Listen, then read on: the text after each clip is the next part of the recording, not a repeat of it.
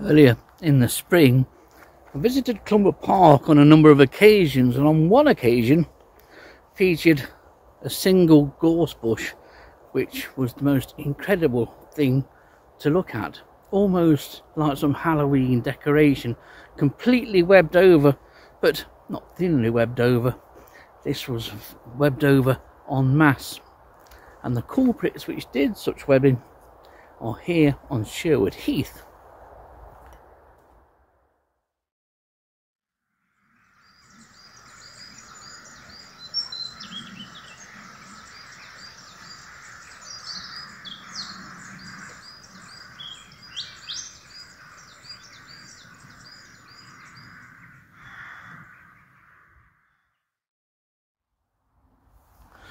It's an absolutely beautiful day here. Fabulous autumn day. The leaves on the silver birches are still golden but falling, and the oaks are trying to compete even better on some of the gorse that's here on Sherwood Heath. Some of it is even putting out flower. I do love gorse, as long-term viewers to this channel will know. I think it's a marvellous plant, and it's a cheery plant too. Quite often it's very easy to find the flowers of gorse on Christmas Day or New Year's Day. And what a thing to cheer you up on the gloomiest and coldest and wettest of winter days.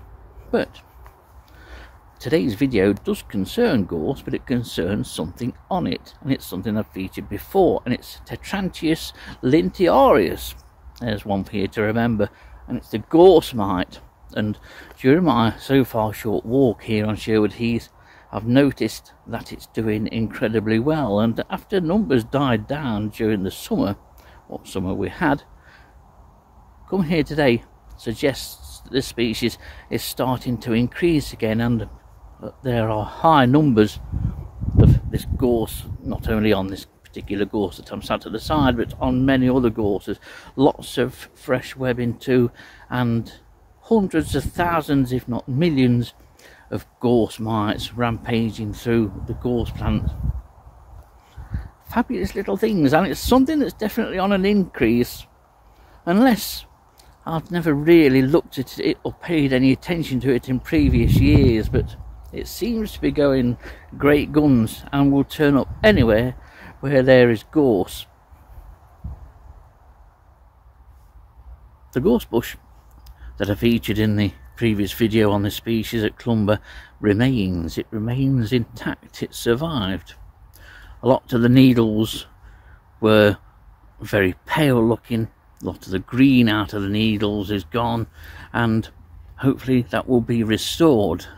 This, no matter what or how heavy the infestation, doesn't kill the gorse bushes. Not in my experience anyway, from what I've seen, but these things are rarely recorded, but take the time out to look for these and you will find them pretty much everywhere.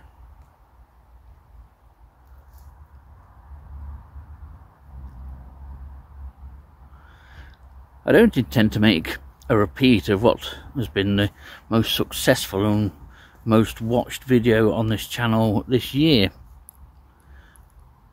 but I think it's important to just highlight a species, to keep a species in people's minds, and one of this channel's aims is to show people what species are about, what's happening in the natural world, at least here in this part of Nottinghamshire, and the emphasis of course is on invertebrates.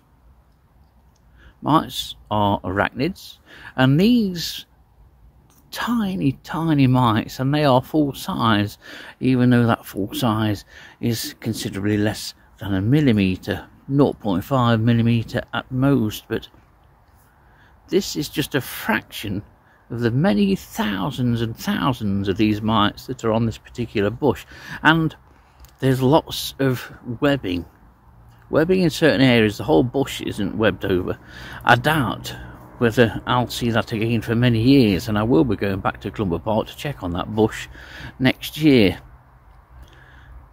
Here at Sherwood Heath, I have enough Tetrantius mites to keep me happy.